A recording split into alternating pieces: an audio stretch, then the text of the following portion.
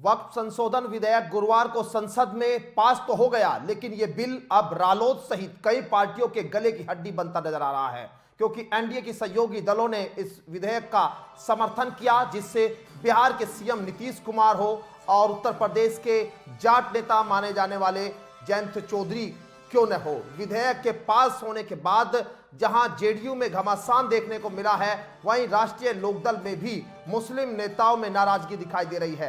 रालोद के प्रदेश महासचिव साजेब रिजवी ने पार्टी से इस्तीफा दे दिया और उन्होंने पार्टी पर कई गंभीर आरोप यहां लगाए। इसके अलावा हापुड़ जिला प्रमुख महासचिव मोहम्मद जकी व मुजफ्फरनगर से भी इस्तीफा देने का सिलसिला देखने को मिल रहा है। राष्ट्रीय लोकदल के प्रदेश महासचिव साजेब रिजवी ने जयंत चौधरी की नीतियों का विरोध किया, कहा कि ये नीतियां मुस्लिम समुदाय के खिलाफ है। सानेज रिजवी ने आरोप लगाया कि जयंत चौधरी ने वक्फ विधेयक का समर्थन करके मुसलमानों को धोखा दिया है। साजेब रिजवी ने कहा कि मुसलमानों ने जयंत चौधरी को खूब वोट दिया, लेकिन उन्होंने वक्फ विधेयक का समर्थन किया। यह मुसलमानों की भावनाओं और अधिकारों के खिलाफ है। तो आज अहम मुद्दे पर आपसे चर्चा करूंगा। चर्चा ये है, जिस पार्टी को मुसलमान मुख्य धारा में लेकर के आए, आज मुसलमानों के खिलाफ जो कानून बन रहा है वक्फ का, उसमें जयंत चौधरी साहब ने अपनी सहमति जताई। मैं बड़े मन से कह रहा हूं, जो सेकुलरिज्म की बात करते थे, आज मुसलमानों की बदौलत यहां तक पहुंचे, आज सरकारों में बैठे हैं, आज मुसलमानों ने अपने आप को ठगा महसूस किया, क्योंकि बहुत ऐसी चीजें हैं। सेकुलरिज्म की बात करना बहुत आसान है, जब वोट का टाइम आएगा बहुत ऐसी पार्टी जो सेकुलरिज्म की बात करते हैं, मुसलमानों की बात करते हैं, लेकिन जब मुसलमानों को जरूरत होती है इनकी, आज मुसलमानों की जरूरत थी इनकी, जो मुसलमानों के खिलाफ ये कानून बन रहा है, तो इनको डिसीजन जो लेना था वो सोच समझ करके डिसीजन लेना था। सरकार तो आती जाती रहती है, आज सरकार में बैठे हो, कल सरकार रहे या ना रहे, लेकिन आप चौधरी चरण सिंह के बताए हुए रास्ते से भटक गए।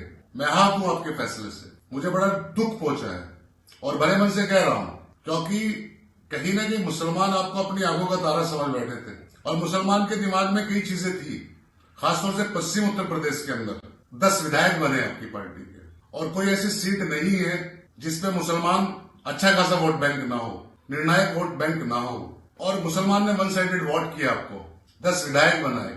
आप सरकार में जो बैठे हैं सिर्फ इसी वजह से बैठे, आपके पास 10 MLA हैं, लेकिन आपने जो फैसला लिया है, आज मुसलमान बहुत आहत है आपके इस फैसले से।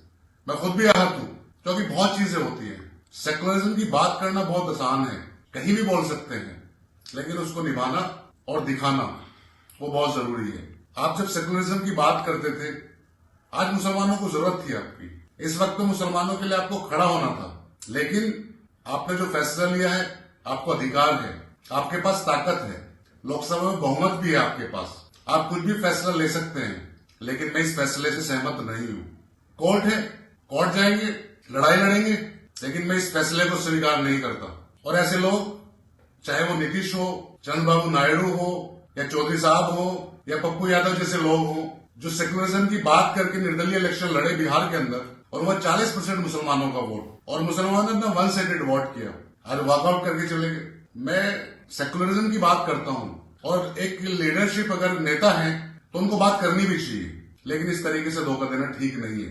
मैं तो यही कहूंगा कि जो ये कानून बना है, मैं इसके खिलाफ हूं। ऐसे कानून नहीं बनने चाहिए हिंदुस्तान के अंदर, क्योंकि इससे कई चीजों पे बहुत फर्क पड़ता है। एक भाईचारा खत्म होता है, उस भाईचारे को हमें नहीं खत्म करना चाहिए।